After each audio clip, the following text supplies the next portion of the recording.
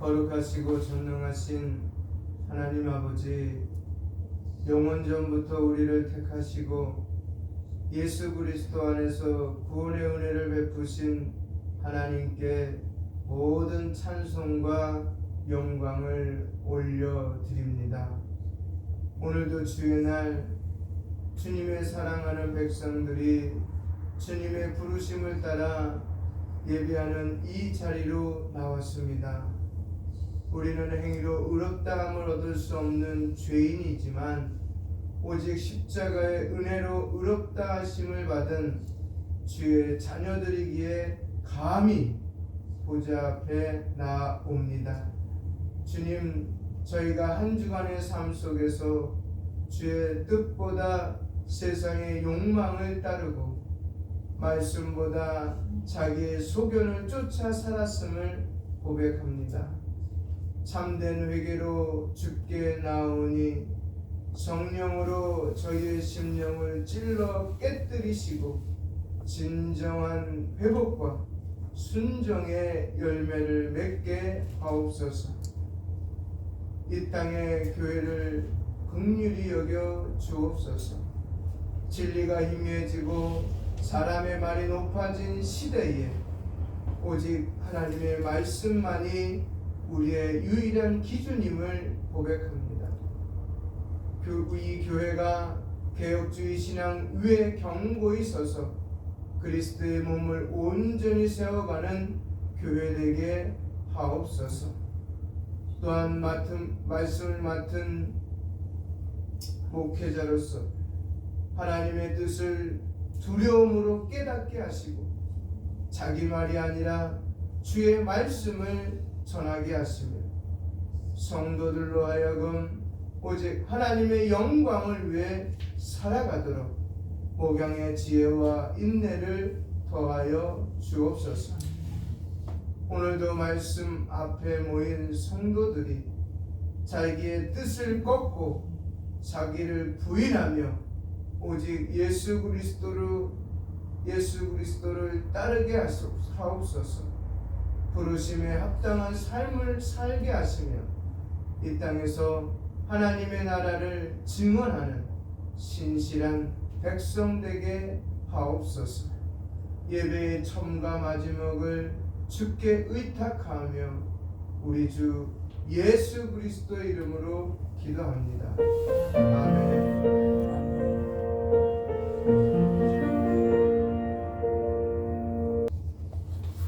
주님의 평화가 여러분과 함께 하시기를 바랍니다. 시대 나를 따르라 하시니 아멘. 제목은 너는 나를 사랑하느냐 라는 제목 가지고 같이 말씀 나누기 전 기도드립니다. 살아계신 하나님 아버지, 부활의 은혜가 여전히 우리의 심령을 적시는 이 아침 저희를 예배의 자리로 불러주시고 주님 말씀 앞에 세워주시니 감사드립니다. 오늘도 저희는 부족하고 연약한 존재입니다. 주님을 사랑한다고 하면서도 삶의 자리에서 주님을 부인하며 살았던 저희들입니다. 그러나 베드로를 다시 찾아오신 주님께서 오늘 저희에게도 말씀하십니다. 너는 나를 사랑하느냐? 이 시간 그 질문 앞에 서게 하옵소서. 사랑 없는 행위가 아니라 주님과의 관계를 회복하는 진실된 고백이 있게 하옵소서. 말씀을 통해 우리의 심령을 살피시고 무너진 마음을 다시 세우시며 주님의 사랑으로 사명을 회복하게 하옵소서. 우리 주 예수 그리스도 이름으로 기도합니다. 아멘.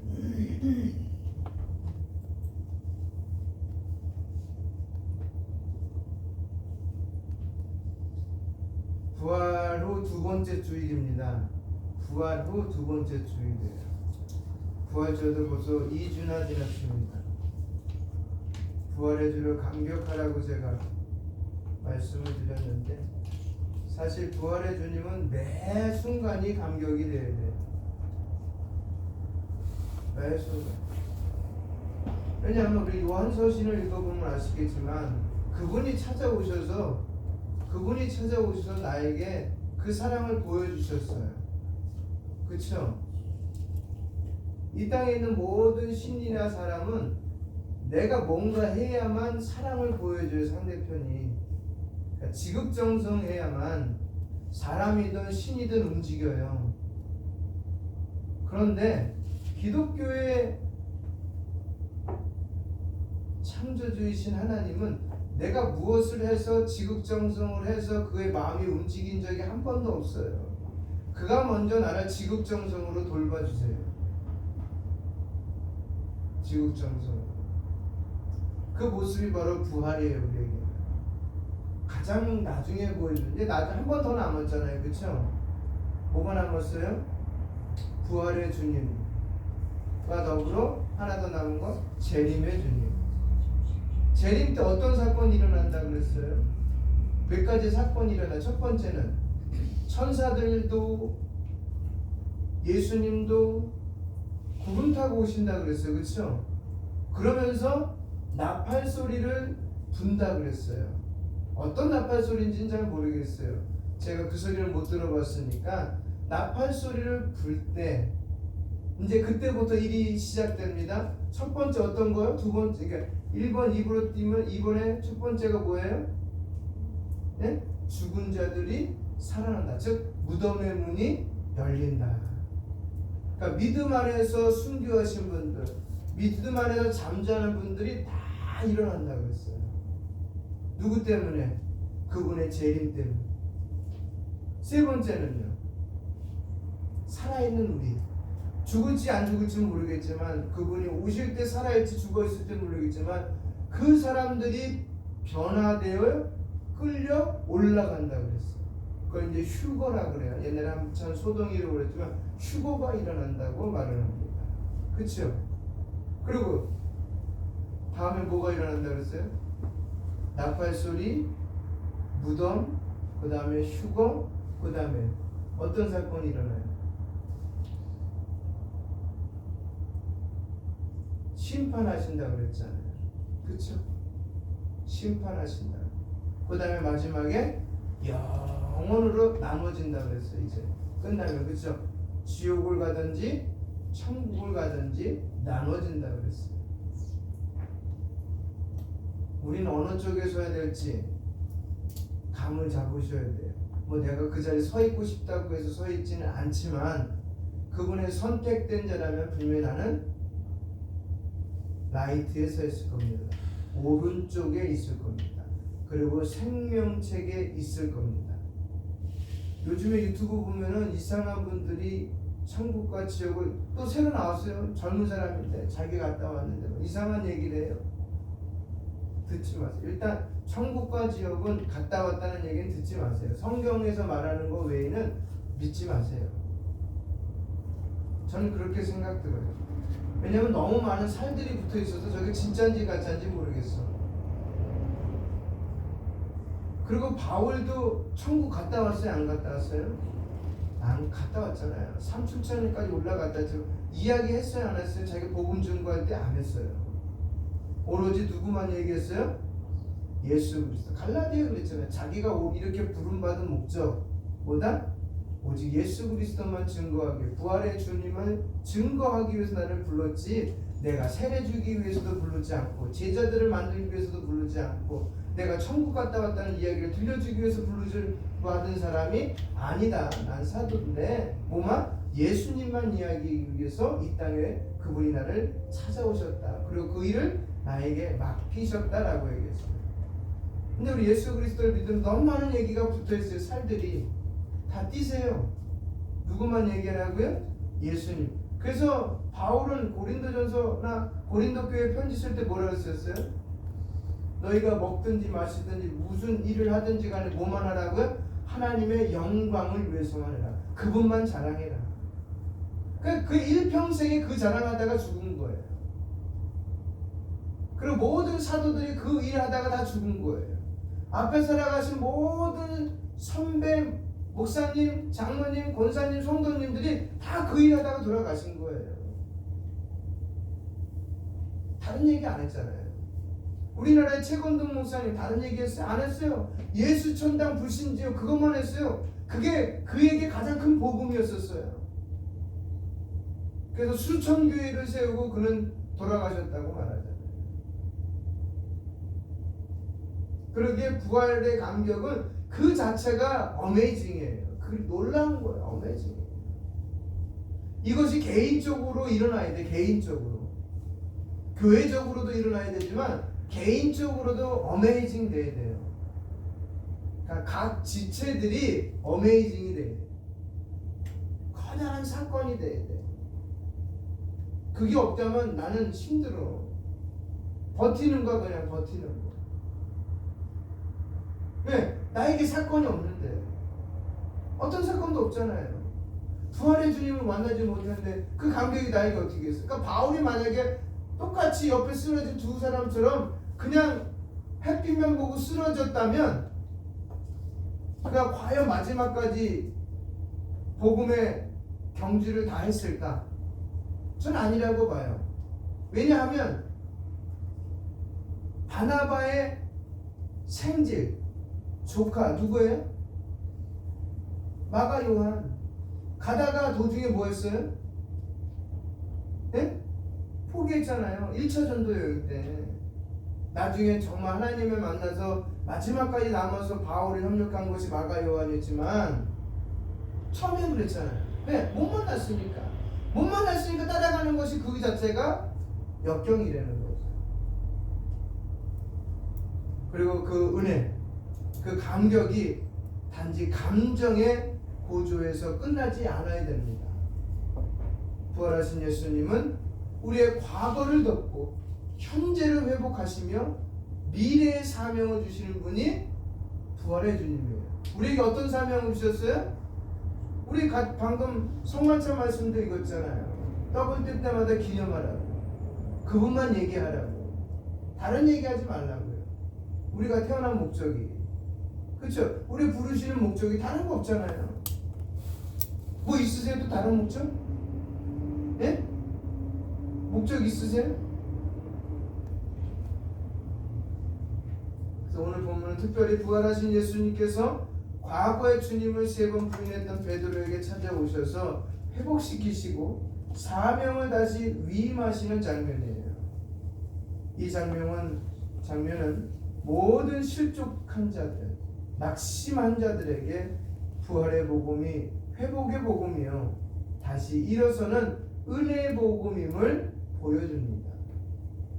여러분, 심판은 사랑을 가지고 등장을 합니다. 이거예요. 엄마나 아빠나 부모가 자녀에게 회초리를 낼 때는 사랑이 없이는 안 돼요. 그래서 그러잖아요. 부모들이 살면서 자녀들을 봤을 때 늘 미안한 감이 들지만 자녀들은 그 모든 세월 속에 뭐가 든다고요? 서운함만 있다고. 왜? 거기서 뭘 찾았기 때문에, 못 받기 때문에, 사랑을 못 받기 때문에 그래요. 사랑을 못 받기 때문에. 그렇기 때문에 우리는 첫 번째 15절 말씀을 보니까 주님은 상한 마음을 따라하겠습니다. 사랑으로 회복시키십니다. 우리 주보 뒤에 있잖아요. 주님은 상한 마음을 사랑으로 회복시키십니다. 누가 상했어요 지금 마음이? 예? 예? 베드로. 그렇죠? 다 나오잖아요. 조용한 갈릴리 호수에서 식사가 끝난 뒤 예수님은 베드로에게 조용히 말씀하십니다. 뭐라고요? 요한의 아들 시몬아, 네가 이 사람들보다 나를 더 사랑하느냐? 아가파스메 이렇게 합니다. 원어 성경 보면 아가파스메 아스잖아요.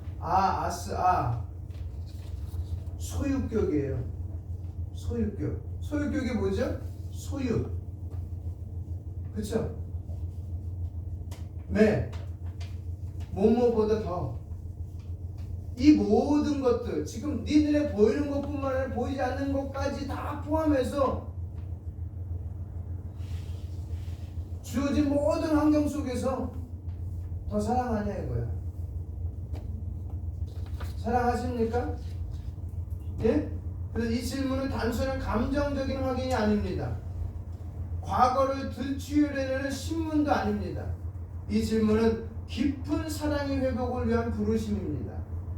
예수님은 베드로가 3번 부인했던 과거를 덮고 그의 마음을 다시 열기 위해 사랑을 먼저 묻고 계십니다.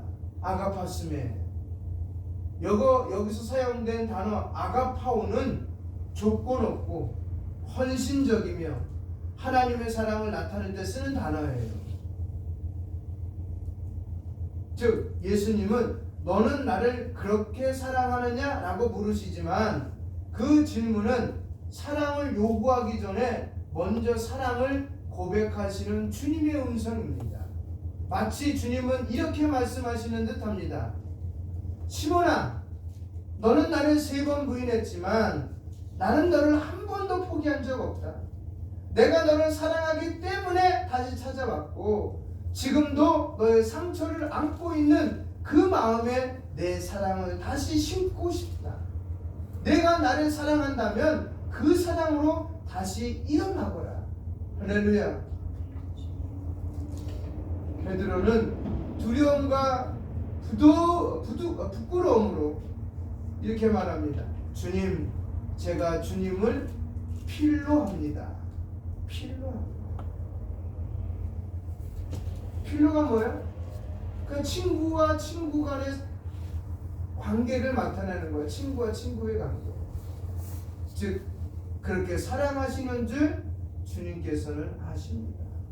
라고 답할 수밖에 없어요. 완전한 사랑으로 대답할 자신은 없지만 그때 주님을 향한 우정과 애정은 부인할 수 없다는 거예요.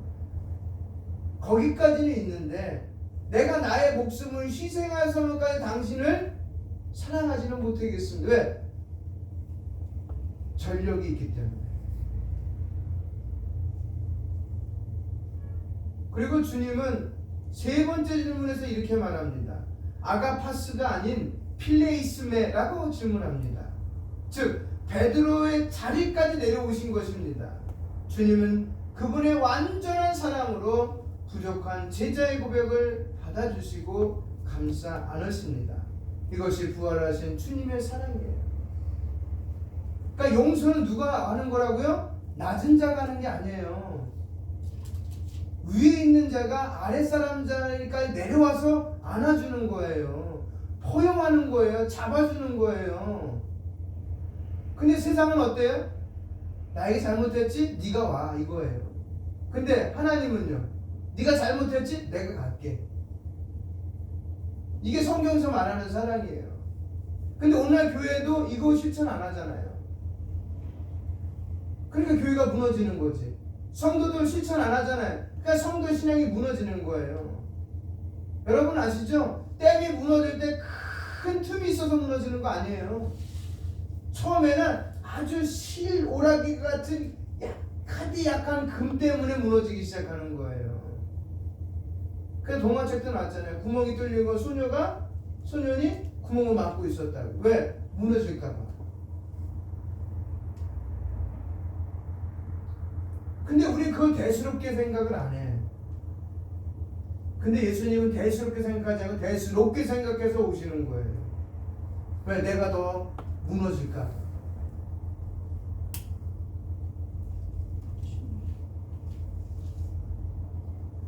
그래서 실패한 자에게 또다시 기회를 주시는 사랑, 약한 자에게 무거운 짐 대신 사랑의 멍에를 지어주시는 사랑, 우리를 우리의 조건이 아닌 당신의 사랑으로 바라보시는 그 조건, 이것이 기독교예요. 절대로 비방, 비난, 정죄가 없어요. 예수님에게는. 그래서 성경 말씀 자세히 읽어봐요. 산상수훈에도 판단하지 말아라, 비난하지 말아라 그러잖아. 바울도 똑같이 얘기해. 로마서에 판단하지 마십시오, 비판하지 마십시오. 야고보도 똑같이 얘기해요. 판단하지 마십시오. 왜 네가 그 자리에 서 있냐고 라고 얘기해요. 못해서가 아니에요. 할 수 있어요. 다 할 수 있어요. 그러나 그 자리에 있지 말라는 거예요. 그 자리에 있지 말라는 거예요. 예수님 하신 말씀 꼭 그렇죠. 모든 사건 뒤에는 너희도 이와 같이 행하라. 그렇죠? 너희도 이와 같이. 체험으로 끝나지 말고요. 그 체험을 너의 삶의 현장에서 녹아내리려는 거예요. 똑같이 나와 같이. 귀만 크지 말고 머리만 크지 말라는 거예요. 손도 크고 발도 크려는 거예요. 심장도 커지고 마음의 순수미도 커지고.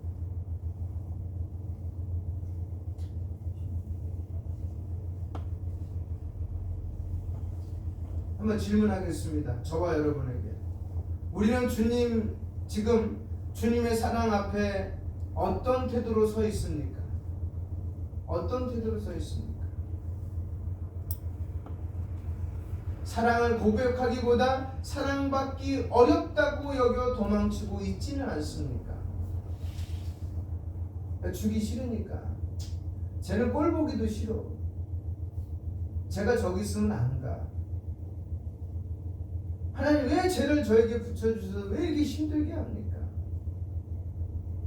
두 번째, 주님은 상처 입은 자에게 사명을 다시 맡기십니다. 15절로 17절이에요. 예수님은 베드로에게 3번 사랑을 물으신 뒤 3번 동일하게 말씀하십니다. 내 양을 먹이라, 내 양을 치라, 내 양을 먹이라. 이는 단순한 명령이 아닙니다. 이는 사명을 다시 맡기시는 은혜의 위임입니다. 한때 자신을 부인했던 제자를 목재로 세우는 은총의 선언입니다. 우리는 흔히 사명을 잘하는 자, 흠없는 자에게 맡겨진다고 생각합니다. 그러나 주님은 실패한 자, 상처 입은 자, 자신을 부정했던 자에게 사명을 다시 맡기십니다. 왜일까요?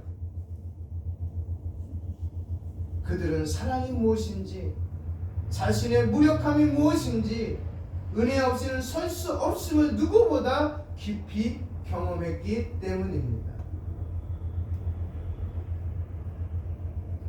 예수님은 내가 준비되었냐라고 묻지 않으십니다. 사명 감당할 능력이 있느냐라고도 묻지 않으십니다. 주님은 단 하나, 너는 나를 사랑하느냐? 이것만 물으셨습니다. 왜냐하면 사명은 사랑에서 시작되기 때문입니다. 양떼를 향한 사랑 없는 자는 목자의 심정을 가질 수 없습니다. 그리스도를 사랑하지 않는 자는 교회를 위임받을 자격이 없습니다. 예수님의 사명 위임은 이렇게 말씀하시는 듯 합니다. 시몬아, 너는 넘어졌지만 다시 일어설 수 있다. 너는 나를 부인했지만 나는 너를 사랑으로 부른다. 내 사랑 안에서 너를 세웠으니 이제 너도 내 양을 사랑하라. 그 사랑이 너의 목양이 되게 하라. 회복된 자에게 주님은 사명을 맡기십니다. 주님은 쓰러진 자를 외면하지 않으십니다. 오히려 은혜로 다시 부르시고 사명을 통해 회복을 완성하십니다. 묻겠습니다. 나는 주님의 사명을 사랑으로 감당하고 있습니까? 실패 이후 주님께 받은 은혜를 어떻게 목양의 현장에 풀어내고 있습니까? 이거 다 질문하는 건 답을 찾아야 돼요, 여러분이. 저도 마찬가지예요. 세 번째, 주님은 끝까지 사랑하며 따르라고 부르십니다. 18절로 19절입니다. 예수님은 마지막으로 베드로에게 그의 미래를 말씀하십니다. 내가 젊어서는 스스로 띠띠고 원하는 곳으로 다녔으나 늙어서는 남이 내게 띠띠우고 원하지 않는 곳으로 데려가리라. 이는 순교의 길, 십자가의 길, 고난의 길을 암시하는 말씀입니다. 그리고 주님은 이렇게 덧붙입니다. 나를 따르라. 놀랐지 않습니까? 사랑을 고백한 베드로에게 사명을 위임받은 그에게 이제는 고난의 길까지도 함께 걷자고 말씀하십니다. 그런데 이것이 강압이 아닙니다. 주님의 부르심은 늘 사랑 안에 있습니다. 예수님의 음성은 이렇게 들립니다. 너는 이제 나를 사랑한다고 말했지? 나도 너를 끝까지 사랑한다. 내가 십자가로 너를 위해 죽은 것처럼 너는 사랑으로 나를 따라오지 않겠니? 고난이 있을지라도 영광에 함께 할 것이다. 할렐루야. 성도 여러분, 그러게 사랑은 고난을 감당하게 합니다. 사랑은 사명을 견디게 합니다. 그리고 사랑은 따라합니다. 주님을 끝까지 따르게 합니다. 여러분, 베드로는 훗날 로마에서 십자가형으로 순교합니다. 근데 이 순교 전에 먼저 누가 죽는 걸 누가 순교하는 걸 먼저 봤어요? 바울의 죽음을 먼저 보여요. 왜? 같은 감옥에 있었기 때문에. 그 모습 보고 베드로도 느꼈을 거예요. 나도 얼마 남지 않았다는 거. 얼마나 그 안에서 많은 내적인 변화가 있었겠습니까? 그렇죠? 그러면서 십자가를 거꾸로 지고 순교합니다. 그는 자기 주님처럼 그러나 자기보다 낮은 자리에서 죽기를 원했습니다. 그의 삶 전체가 예수님의 말씀을 나를 따르라에 대한 최후의 응답이었습니다. 성도 여러분, 나는 지금도 주님의 부르심을 따라 걷고 있습니까? 고난 앞에서도 주님의 사랑으로 순종하고 있습니까? 내 목소리가 큽니까? 주님의 목소리가 큽니까? 내 목소리가 큽니까? 교회 목소리가 큽니까?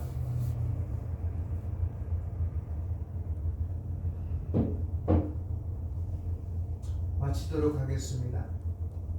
여러분, 사랑은 감정이 아니라 십자가로부터 시작된 회복의 사건입니다. 예수님은 베드로를 다시 사랑으로 부르시고 사명으로 회복시키시고 영광의 길로 이끄십니다. 오늘 우리에게도 같은 음성으로 말씀하십니다. 너는 나를 사랑하느냐? 그렇다면 다시 시작하자. 내 사랑으로 너를 세웠으니 이제 내 양을 먹이라. 그리고 나를 따르라. 기도하겠습니다. 사랑의 주님, 부활의 아침에 다시 저희를 찾아오시고 주님의 사랑으로 말씀해 주셔서 감사합니다. 우리가 연약하고 넘어졌을 때도 주님은 단 한 번도 우리를 포기하지 않으시고 다시 너는 나를 사랑하느냐 라고 물으시며 회복의 자리로 초청하시는 은혜에 감사드립니다. 주님, 베드로처럼 우리도 때로 주님을 부인하고 사명을 잊고 사랑을 외면할 때가 있었습니다. 이 시간 회개의 심령으로 다시 고백합니다. 주님, 제가 주님을 사랑합니다. 제 사랑은 부족하지만 주님은 아십니다. 이제 주님의 사랑으로 다시 일어나 양들을 먹이고 주님을 따르는 자 되게 하옵소서. 고난이 있더라도 끝까지 주님을 사랑하며 주님께 순종하는 제자 되게 하옵소서. 예수 그리스도의 이름으로 기도합니다. 아멘.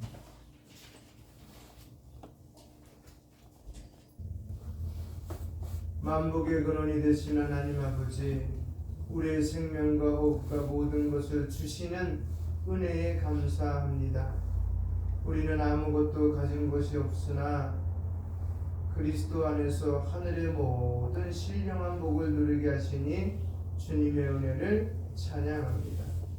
이 시간 주님께서 허락하신 것 중에 일부를 믿음과 감사함으로 구별하여 주 앞에 올려드립니다. 이 연보가 단순한 물질이 아니라 저희의 전 존재를 주님께 드리는 믿음의 고백이 되게 하옵소서. 이 연보를 받으시는 주님, 저희의 마음 중심을 기쁘게 흡양하시고 이 물질이 오직 복음 전파와 교회 사역, 성도들의 섬김과 하나님 나라 확장을 위하여 신실하게 사용되게 하옵소서. 또한 이 땅에서 저희가 맡은 청지기의 사명을 날마다 자각하게 하시며 자기 소유가 아닌 주님의 뜻에 따라 모든 것을 사용하고 살아가는 지혜를 더하여 주옵소서. 주님, 물질로 인한 시험과 유혹이 많은 세대 속에서 우리의 눈이 하늘에 속한 영원한 기업을 바라보게 하시고 나누고 베푸는 삶을 통해 하나님의 사랑과 공의를 증언하게 하옵소서. 감사드리며 우리 주 예수 그리스도 이름으로 기도합니다. 아멘. 광고 말씀은 예수 그리스도의 은혜와 아버지 하나님의 사랑과 성령님의 인도하심과 교통하심이 베드로를 찾아와서 회복시켜 주시고 사명 주시고 함께 가자는 음성 가운데 순종하는 모습을 저희들도 본받아 이 시대 속에 휩싸여 흘러가는 물처럼 떠내려가는 성도들이 아니라 역행하며 그들을 향하여 예수 그리스도를 자랑하며 증거하는 삶을 살겠다고 부활의 감격을 경험하고 돌아가는 우리 연파의 모든 가족들 머리 위에와 그의 가정과 직장과 사업터 위에 학업 위에 교단과 신학교가 파송된 선교사님들 머리 위에 그리고 우리랑 같이 예배드리고 싶어서 여러 가지 사정으로 못 나오신 우리 은파의 가족들 머리 위에 지금부터 영원토록 함께 있을지어다.